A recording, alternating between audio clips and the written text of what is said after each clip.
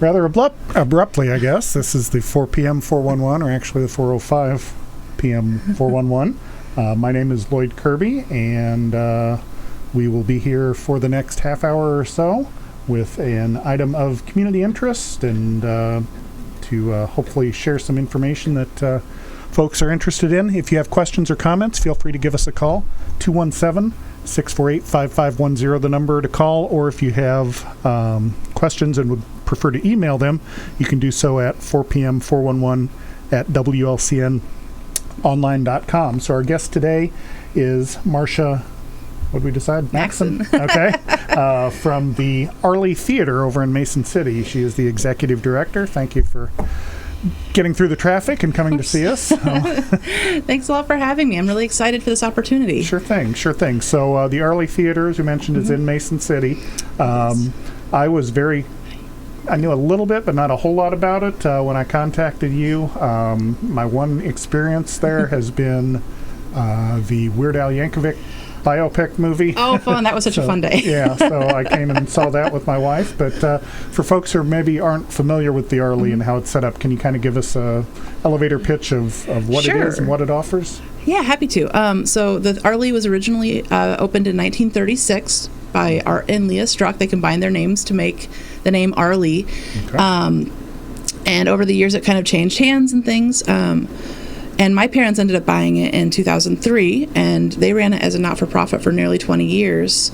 And then recently I purchased it, and we formed a 501c3, and they oversee, we've got a great board of directors, and we continue to run things to this day. We're entirely volunteer-run. Everyone that's there is there because they enjoy it or they just believe in the mission. Our main goal is to provide, family-friendly entertainment that's affordable and still preserve the history of this building, as well as just kind of keep things as much as as they used to be, right? So that it's kind of like stepping back in time when you walk into those doors. Yeah. So that was one thing I had noticed when we went in. We went in. Through, stopped by the admission booth, the ticket booth, as well as concessions, and then went in sort of around the, I don't know, nope, you don't need to step there, Mabel. Was it like a riser or a pedestal that had like some old equipment on it? Or? Yeah, we've got above both of the bathrooms some of the old projection equipment and a little bit of the sound equipment up there on display, just because it's part of the history. Sure. Because interestingly enough, the Arlee, when it first opened, there used to be a theater across the street called the Liberty Theater. Oh. And when the Strucks decided that they were going to build this movie palace, they wanted it to have talkies, because at the time they only did silent films across the street. And they ended up buying the original silent film equipment over there. And they also, I'm a little unsure on the details here, but I guess they worked out a deal so that not only did they get the projection equipment, but they also got the projectionist with it. And so he moved across the street and worked for the Arlee up until when he was enlisted in World War II. Oh, okay. And when he went overseas, then he decided when he came back, he would maybe do something else when he came back. But that was what he'd been very heavily involved with at the time. And so you said it opened in 1936? Yes, in 36. Did it start with talkies, or did they begin with silent films? I'm not sure. It did start with talkies. So their first movie they played was Swing Time when they first opened, which is a great one to start with. Some places I think may have had their first movie as something a little bit not so iconic. So we're lucky there. But yeah, that's what they first started playing, and yeah. And so they didn't ever have the silent films with the organist or whatever that kind of accompanied with the music. No, as far as I'm aware, they didn't do the silent films at all over there. But I could be wrong. They may have, but not that I know of. Sure. And then as I was looking on your website and see on your social media, it is largely known as a movie theater, but you have a lot more things than just movies going on there. Yes, yeah, we do. We have a lot of live shows as well. So the screen comes up, and behind it is a full stage. The building was designed with acoustics in mind. In fact, the gentleman that designed it, he made his fortune, I guess you could say, at the 1933 Chicago World's Fair. He had a one-man band. And so when he came back to Mason City and was involved with building this garage, he said, I think this is something worth keeping in mind. I think this could be a real, vaudeville house someday or something. So yeah, we do live shows. In fact, from the 80s through the early 90s-ish, it was known as the Nashville Sound Country Opry. They didn't do movies at all. They only did live shows. Okay. Now we do a mixture of both. We have River City Country Opry comes in, and they play once a month on the second Thursday of every month. They come in and take over, and it's like a giant party. It's so much fun. We have a lot of people that show up for it. They show up hours before the show would begin, and they just kind of hang out in town, go shopping, and catch a nice meal at the restaurants in town, and then stay for the party. And it's a lot of fun. You've got couples that are often dressed to match, and there's a lot of people on the dance floor, and it's a lot of fun. Even if it's not your kind of music, it's a good time. We have a lot of fun with it. Right, and then in addition to that, I know I think it's kind of recent, have started the Sunday night game nights once a month as well. Yeah, we have game nights.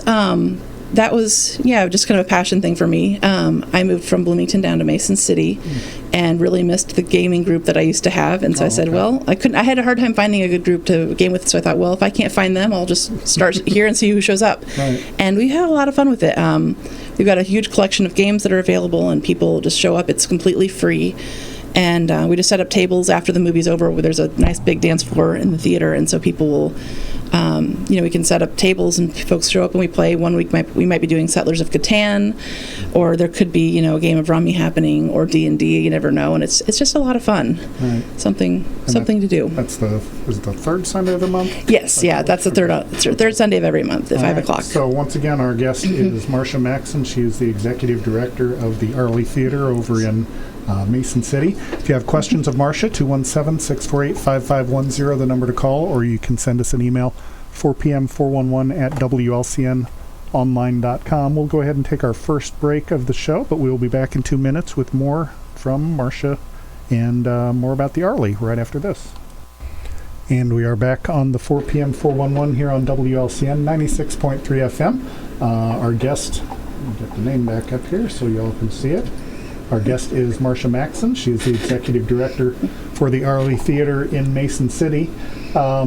So what, you mentioned how you moved from Bloomington to Mason City and decided to dip your toes in the pool as far as acquiring the Arlee. What was the inspiration or the thought process that you had? Well, I've always loved that theater. And I just was at a transitionary point in my life, and it just felt like the right step to take at the right time. After college, I worked for 10 years managing a multiplex up in Bloomington. Oh, okay. And I left that job. A lot of that was, just I wanted to be somewhere familiar, and I still was volunteering with the Arlee then. And so, just kind of always thought that this might be an end goal, at least for now. And and so, just that's where life went, and I'm excited about it. I love it. It's the best hobby you can have. There you go. So did you originally grow up in the Mason City? I did, okay. Yeah. In fact, when I was a kid, our next-door neighbor's brother owned the place at the time. Okay. So, and my parents, they had their first date there. My dad worked there nice. Back in the 70s, and there's just a lot of ties with our family in the place. And even though, it's not the Maxson show, as we like to call it, but we're very lucky to have been its caretakers and so involved in its history over the decades. And it's exciting to see where it might go from here. And that was actually going to be my next question. You took it over, and obviously you've made some upgrades and improvements along the way. Where do you see things going in the next few years as far as changes or new programming or whatever it might be? Sure. So the theater industry right now is in a very interesting period. A lot of things are going to streaming, and so that's really impacted all theaters nationwide and their attendance. Ever since 2020, theater attendance has dropped on a national scale, and so part of our grand scheme is to see the theater utilized in every way possible that can benefit the community. And that leaves it pretty open to flexibility so that we can, try different things. And if one thing is tapering off, we can try something else. I don't have any grand plans to really change the majority of its business model or its programming, but we're always game for trying new things. So like right now, we still play new movies. We do play a few old ones here and there, but in general, that doesn't bring out the crowds. Right. But we've been doing a lot of community-sponsored shows, various businesses who want to give back or do something nice for their customers or just the community in general. They sponsor movies because you can acquire the rights for an older title for a fairly low cost, and so that gives them a way that they can benefit lots of people. We also have been doing more fundraisers for other groups. They can rent the facility and book a movie that's, low cost, and then they take donations at the door, and that usually can bring in, several $100s for a smaller nonprofit. And that it's exciting to see, both families get a nice entertainment option for the afternoon, and it benefits, something else. Like we had one for the American Legion recently. We had another one for Pets Without Parents, one of the animal rescues. And so it's great seeing kind of the ripples that it can make within a community of all the good that can come out of that. Right. Yeah. So. And speaking of sponsored, I know you've got a sponsored movie coming up from is it Bates and Woods? And, Woods and Bates PC and Knolenberg. That's right. Yeah, Ron Knolenberg, his real estate company. They've partnered together. We're going to have a free showing of Migration on Saturday the 27th. And that'll be at 1 o'clock. People are welcome to come on in. They don't have to pay anything at the door. Just walk on in and enjoy a free show on them. Now, some of those events in the past, I've seen there had been like you need to RSVP to reserve a spot. That's not the case this time? Nope. On this one, you can just show up. Our seating capacity is 350, down from the original 504. But even then, the theater holds a lot more than most people would guess, so we're not too worried about running out of seats. But the doors open 30 minutes beforehand, so I do encourage people to arrive early. That way, they can get the concessions they like and their seating preference early, and not have to, fight against other people. And then you mentioned how you do other types of programming. I saw on your page you had the slow art day that was going on. Yeah, we were really excited to participate in that. Last year we'd had, so there's this international movement called the Slow Art Day, and it's always on a Saturday in April. And they were looking for, because the idea is that, we live in such a fast-paced world, and you spend so much time on your phones and scrolling and everything's just so quick. And they wanted to encourage people to slow down and just take a moment to savor art. Look at a piece for, anywhere from 5 to 15 minutes. And then get together with friends or strangers and sit down and just kind of talk about it. And it's a nice way to teach, art appreciation maybe to people who aren't familiar with it or haven't, really had a good opportunity to learn how to really look at art. And also just the act of slowing down themselves is a nice thing. So we had been approached by them last year because they wanted to have a theater involved somehow. And so we ended up getting put on the organizers' radar because I'm a game for anything. And so we participated last year and had a really good turnout. And so then this year we participated again, and we actually partnered with the Reimagine Mason City Foundation, which is a fantastic nonprofit down in Mason City. They're trying to build a youth center while preserving some older buildings. So we partnered with them as well as the Mason City Community Library, and we took donations, not donations, but entries of locally made art from local artists. And then we took all the pieces and kind of spaced them out through the 3 venues and had them on display for the day. Nice. And we'll actually be uploading those online on our website by the end of the week as well. Okay. So. All right, very cool. And we'll stick here for one more minute. Okay. I know another thing you do is the short film festival. Yeah, that's a lot of fun. And again, I'm all about trying to showcase what people in the area are making. The slow art thing was a great way to show what local artists are making. There's some really, really talented people in town, and I don't think people recognize it often. And even if they do, it's just so empowering to see your work up on display or up on the big screen. Having something on your phone is one thing, but on a big projected screen is just a really incredible experience. So we have the Short Film Festival every year. We always get a lot of entries, way more than what we can actually showcase, unfortunately. A lot of international ones, but we try to focus on playing as many locally made pieces as possible, and they span, anything from, a little 10-second clip that may be made by a kid in school to, we had an Emmy-winning piece last year that was entered. We had a really neat piece this year that actually was from a group of friends who they had recreated the Blob back in the 70s. They'd filmed on 8mm film as just a group of friends, and someone had saved a copy and he digitized it and then sent it in. And I guess and so it was really fun. It was a really beautiful piece, and it was a lot of fun to watch. They were really creative with their special and practical effects, and it was a lot of fun just to be able to showcase that and let other people see it. And like these friends, they are kind of scattered to the wind, and so they all came in and traveled to come back for the festival. And so it was a really wonderful day. Very cool. So once again, our guest is Marcia Maxson. She's the executive director of the Arlee Theater in Mason City. If you have, as I said, questions or comments, 217-648-5600. 408-5510, the number to call, or you can send us an email, 4pm411@wlcnonline.com. Assuming the technology cooperates, we'll go ahead and take our second break, and we'll be back in 2 minutes. And we are back on the 4PM 411 here with Marcia Maxson, okay. The executive director of the Arlee Theater in Mason City. Once again, 217-648-5510. We've got a few minutes left if you have any questions of Ms. Marcia.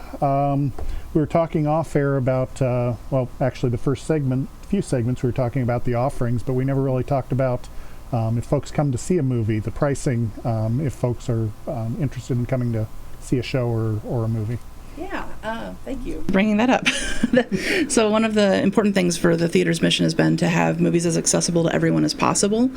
And we recognize that, cost is a big factor for a lot of folks. When I was a kid, we only went to movies like once a year, and it would be, 1 or 2 big popcorns that we'd share up and down the row with all, 6 of us. And so we try to, keep everything as low cost as possible. And thanks to being volunteer run, that really factors into it. Since we don't have payroll to worry about, we're able to keep our concession prices really low. What most people don't realize is that the studios usually get the majority of the ticket money, and so theaters make their overhead by concession sales. And but most of our concession items are $3 or less. Tickets are $5 regardless of age or time of day. It's always the same for our movies. So. Okay. And that's certainly a lot less than you would pay at a larger city venue. So absolutely. Yeah, absolutely. Yeah. So also, as you mentioned before, while folks are there at the Arlee, they can also take in some of the other offerings, because there's a lot in that. You're kind of adjacent to the downtown area. Yes, Mason City is in a really exciting period right now where we've got a lot of really, really unique businesses. There's this old-fashioned general store. There's an Overstock outlet. We've got a couple of boutiques. There's a candle shop. There's a lot going on all within like a block of the theater. Plus we have 3 nice restaurants and an ice cream shop that just opened last weekend that has everyone excited. And so there's just a really great variety of things that you can do in Mason City, and it's well worth the drive. I know with the Arlee, we see the majority of our customers come from out of town. In fact, we have several locals from here in Atlanta that are always fun to see. But yeah, I just want to encourage people, when they come down to see a show, definitely, arrive early so that they can go shopping and check out the restaurants or go do something fun, because there's just a lot to be had in town. And I feel like sometimes it's a well-kept secret, but we've really got some amazing businesses, especially for a town that size. You wouldn't expect to have the variety and like the high quality of items that can be found. Yeah, very, very nice. So talked about the Arlee, the fact that it is a nonprofit, which means I'm sure you are always welcoming volunteers and folks who would love to give of their time. So can you tell us a little bit about that as far as what volunteer opportunities are available, and if folks are interested, how would they go about doing that? Absolutely. I will never turn down extra help. We have a really wonderful team of regular volunteers. A lot of them are high schoolers who are, working on kind of building their skill set so that they can be ready to go when they land their first jobs. They're all really good workers, and I hold them to pretty high standards, and I couldn't be prouder of them. But also a lot of our volunteers are also adults. Our main thing is we look for people who are able to be there, every week for the same sort of shift. Because we are volunteer run, that means like I have a day job, so I don't have a whole lot of extra time to work on, ironing out a schedule or anything. But we also have a good team of people who, help substitute and periodically help out with things, because shows do need help with, cleanup and with even the concessions in the box office and the little things that you would think wouldn't take a long time, and they really don't if you have a good team there. But if you're shorthanded, then it can be pretty time consuming. One of our big things is every May and every December we tend to have a lot of school groups come out, and that's always something where we do need. It's nice to have extra hands to help clean up when you have 300 kids all show up, and I love them. But sometimes I think they just take their bags of popcorn and dump it on the floor and then sit down and watch the show. My dad's been known to get out a leaf blower to help clean up afterwards. And so, extra help with that is always very, very welcome. And we do appreciate our guests.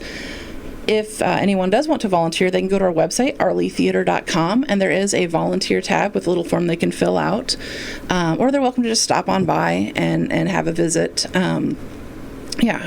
Okay. Yeah. And so I think you kind of alluded to it there, but as far as the types of tasks that volunteers might do, concession stands, answering the phone, taking tickets, cleaning up afterwards. Yep, and none of it's really glamorous, I'll be honest, but it's a lot of fun being involved with the theater and being part of it. And you get into the show free, you get, free snacks. And it's fun being part of something, you're providing this service, and it's really exciting seeing the families when they leave, and the kids that are excited, and they're literally bouncing on their way out the door because they had so much fun, and the music's got them amped up, and just being able to look at it and say, I helped make that moment happen is just, it's really wonderful. And it's a lot of fun. I think movies provide a very needed escape from reality sometimes, and being in the middle of kind of nowhere, I think that's even more important, to have that escape and that immersive environment with the surround sound and the big screen, and so I think it's just really wonderful that we're able to provide that, and we have such a great team of people who help make that magic happen. Even in the concession stand, we do these mocktails sometimes, and we did one, for example, this last winter. We do them very, very frequently, but we had one that changed colors as you handed it to the kid. You would swirl it with your wrist, and you'd floated a little bit of raspberry syrup on top, but the lid concealed it. So as you hand the cup over to the kid and you swirl your wrist, all of a sudden this light, clear drink that looked like 7-Up, all of a sudden it turned this dark, sparkly blue, and it was magic happening right before their eyes. And just seeing that little spark with the kid's face, because they don't know how that happened, but they just got to see it happen, and it was like in the middle of a normal everyday experience. It's a lot of fun, and being involved with that is really special.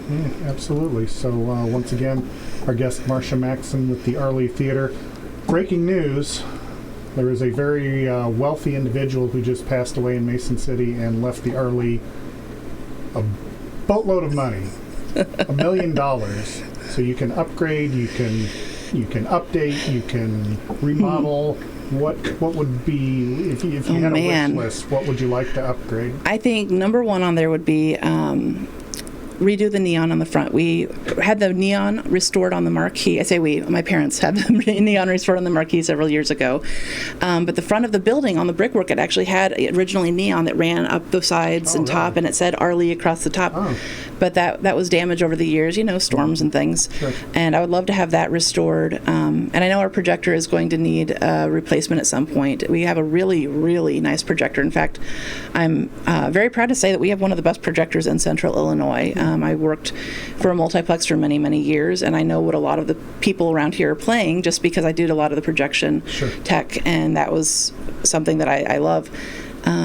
But that being said, most digital projectors have about a 10 to 15 year lifespan, and ours is 10 years old. It hasn't shown any warning signs or anything. I think it's got a lot of life left in it, but I recognize that someday we are going to need to upgrade it, and I'd love to go laser.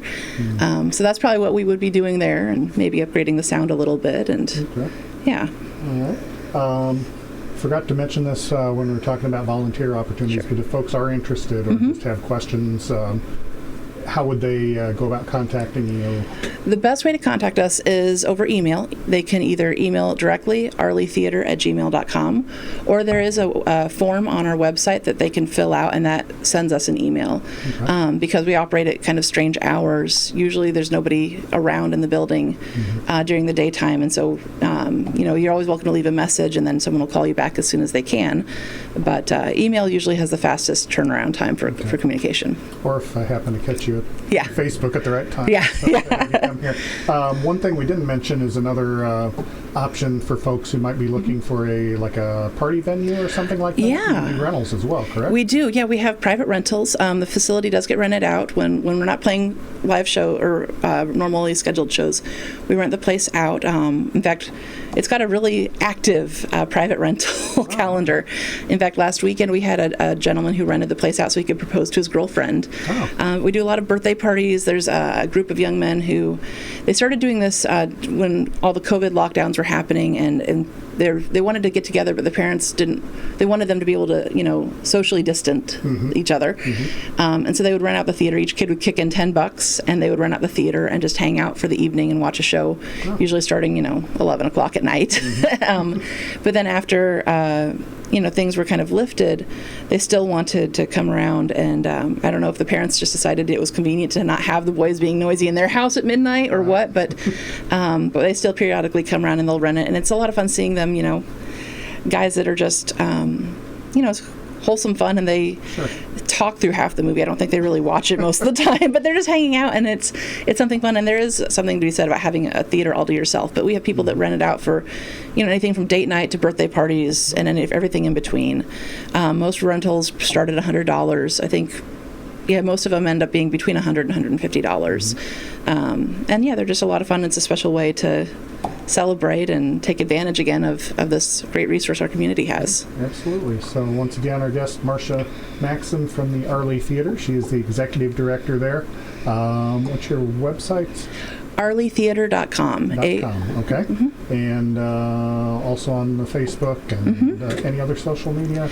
Nope, that's really it. Okay. All right, that's fine. We've talked about other things, but more things requires more volunteers. Exactly. I feel your pain. So. Well, Marcia, thank you for joining us. Thanks a lot for having me. Yeah, when you get that Weird Al Yankovic sequel, we'll be over there. And I can't wait. It should be good. So anyway, Marcia Maxson, our guest today from the Arlee Theater. We will be back next week. Our guest will be, as you can see on the screen now if you're watching the live stream, Tracy Smith. She is the advisor of the Lincoln Rainbow Girls Assembly number 87. So she will be our guest talking about the organization. Also tune in tomorrow morning at 8 a.m. for Dara Entwistle with Viewpoint. Her guests will be Don Cavey and Kara Davis from the Department of Public Health for Logan County. But this has been the 4 p.m. 411. So for Marcia Maxson, I am Loyd Kirby. Thank you for watching and listening. This live video stream is made possible in part by WLCN's live stream technology sponsor, Me Realty, located at 602 Keokuk Street in Lincoln, and online at merealty.com.